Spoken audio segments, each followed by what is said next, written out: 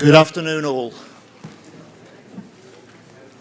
Good afternoon, and can I start by saying, alongside my good friend, Minister Sébastien Lecornu, a huge thank you to you all for being here, for attending what is the first Defence Ministers' meeting of the Coalition of the Willing for Ukraine.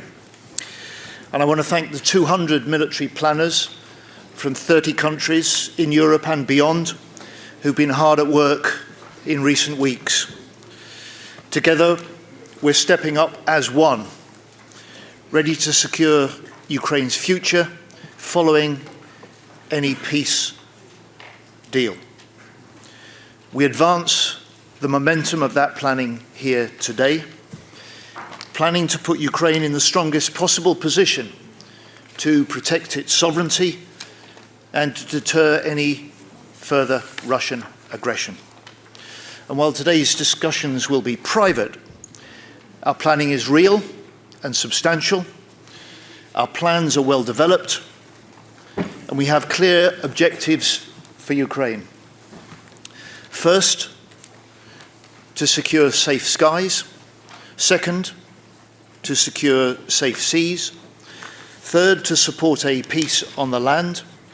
And fourth, to support the Ukrainian armed forces to become their own strongest possible deterrent. Our reassurance force for Ukraine would be a committed and credible security arrangement to ensure that any negotiated peace does bring what President Trump has pledged, a lasting peace for Ukraine.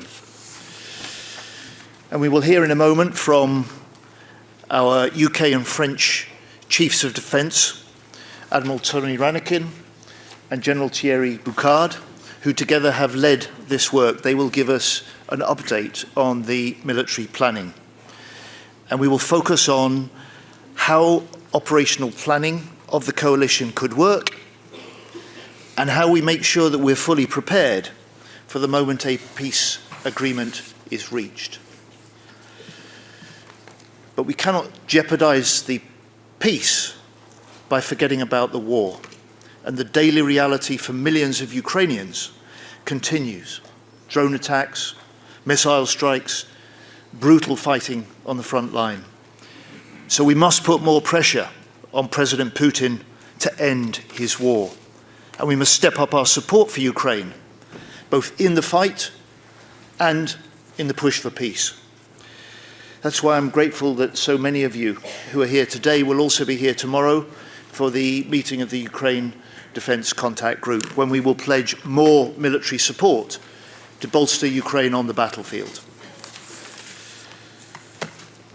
There are 30 countries here today, 30 countries bound by a simple belief that peace is possible and we must be ready for when that peace comes.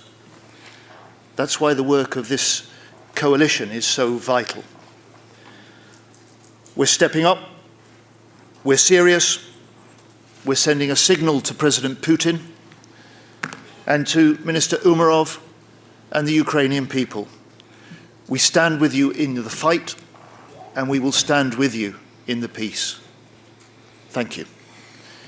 Now, if I may ask the media to leave, we will then turn to Minister Lecornu and get on with the meeting.